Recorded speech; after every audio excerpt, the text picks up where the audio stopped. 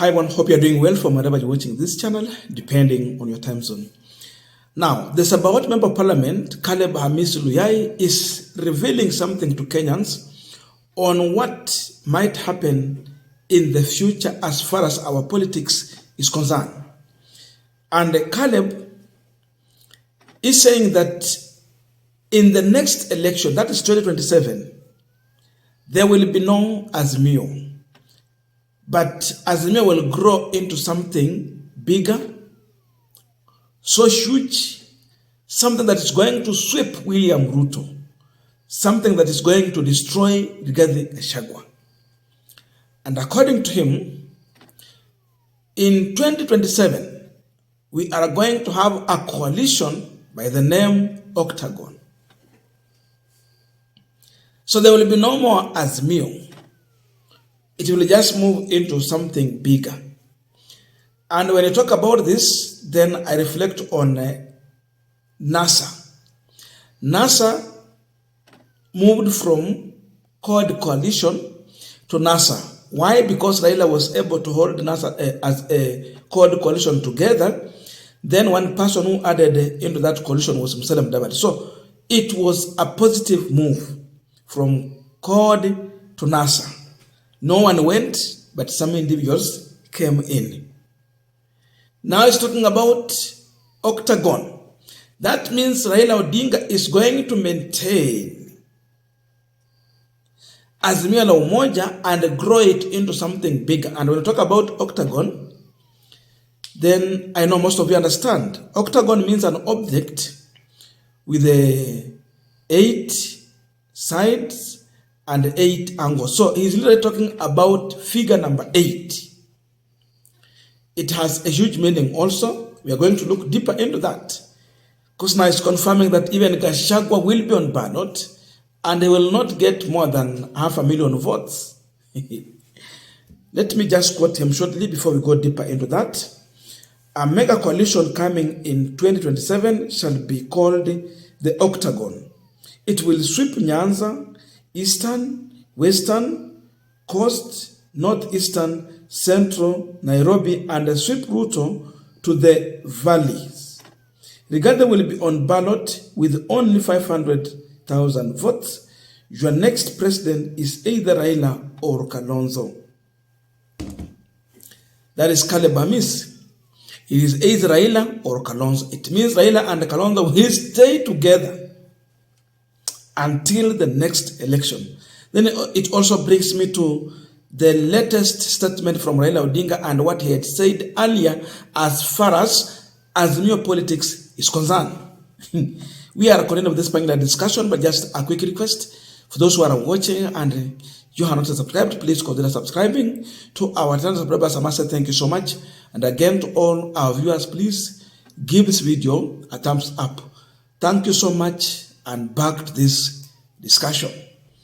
What is Caleb Hamis revealing to Kenyans? And what is the message to the Kenya Kwanza government? The obvious reality is that when you talk about Octagon, which is number 8, then he is talking about the traditional 8 regions of this country. And that's why he has gone to an extent of mentioning all of them. He has mentioned everything.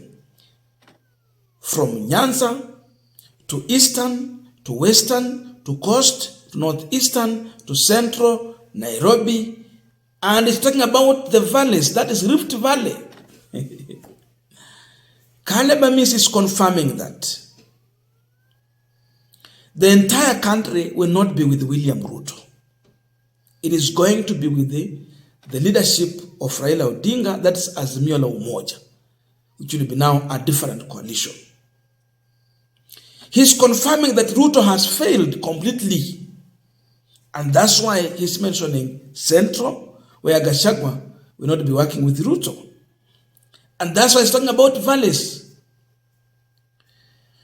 Even Rift Valley itself, as we are speaking now, they are crying.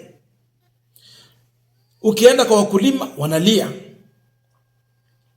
Lack of market for their produce. mahindi inaozea kwa shamba, and we were sharing those videos some time back.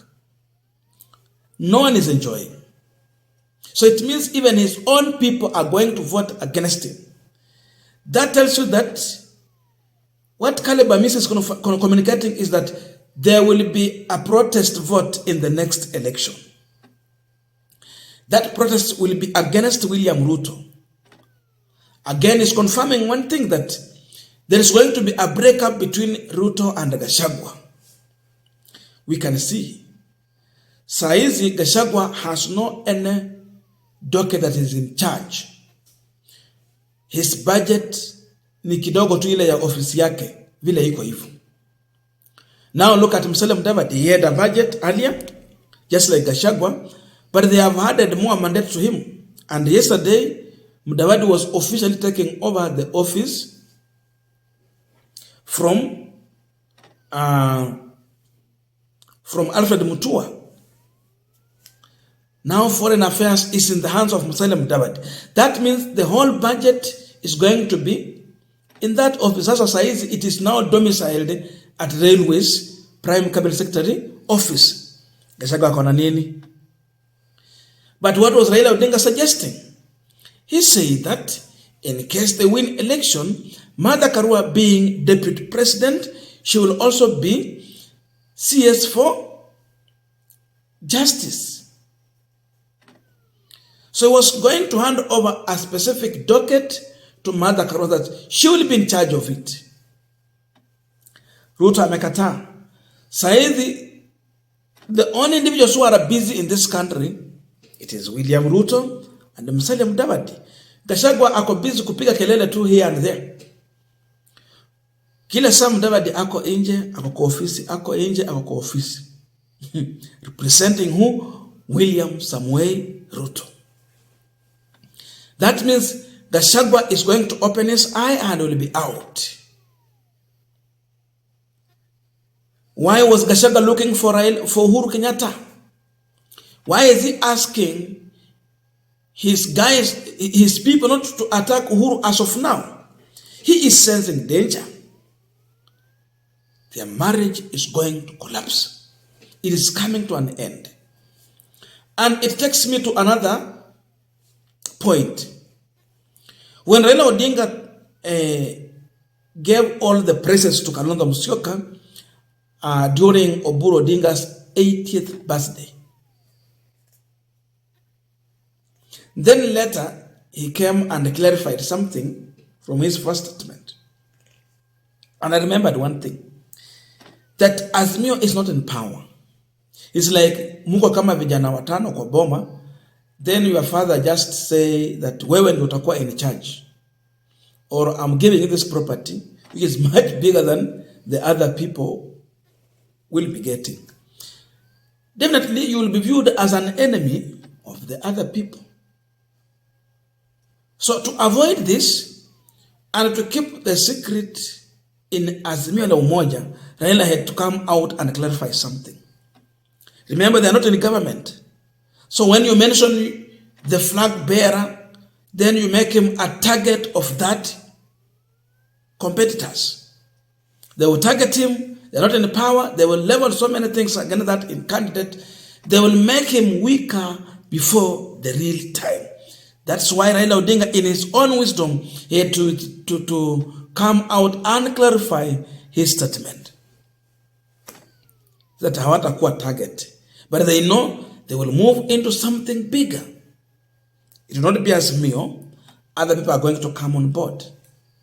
I'm just wondering, those individuals who are with William Ruto as of now, how would they campaign in the next election? Watu kama Jalango, and we will talk about him. How can you use William Ruto's image to campaign? Hata wengine wa Mount Kenya region. How would you use William Ruto's image to campaign when you have seen the total suffering from their business, properties, even land? People are now landless. They are homeless. Business are collapsing.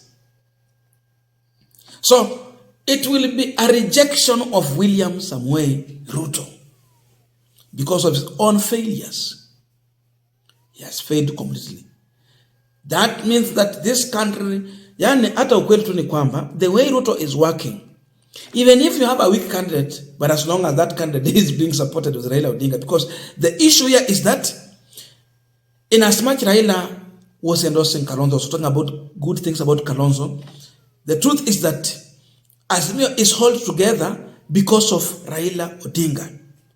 Raila has a say in Western, Nyanza, Coast, Nairobi, Eastern, name it, even in Mount Kenya region. But as you endorse another person, the question is, how do you convince these people to stay in that coalition and support that candidate who is not the real Raila Odinga? That is the question. Ndio maana anaanza kuja kusema hii maneno iende polepole. Sababu akishaanza kusema pema hivi ya kwamba I'm supporting another individual, then kuna watu wengine who believe in Raila Odinga that might think to go in their own direction. For example, Western region. Yes. It is hugely supporting Raila, and the best way Raila Odinga has had to try and balance the vote from Mount Kenya, you bring Luyas on board, second largest community. So when they're on board, wanasaidia council zile zingine, and that's how he has been winning. And I see Mulembe Nation is still strong and willing to stand with him again. So kupeana such a huge consistency to another individual, it is not easy. And maintaining these people so that when Sambaratike, it was just good for Raila to come with that very statement that he came out with. So Azimio is going to stay, and because of huge failures in Kenya Kwanza, it will grow bigger, strong, and wide. And by next election, what Amis is talking about, it might just come to happen. I don't know your views, but let us meet in the comment section to continue with this discussion. Thank you so much, and see you in our next video.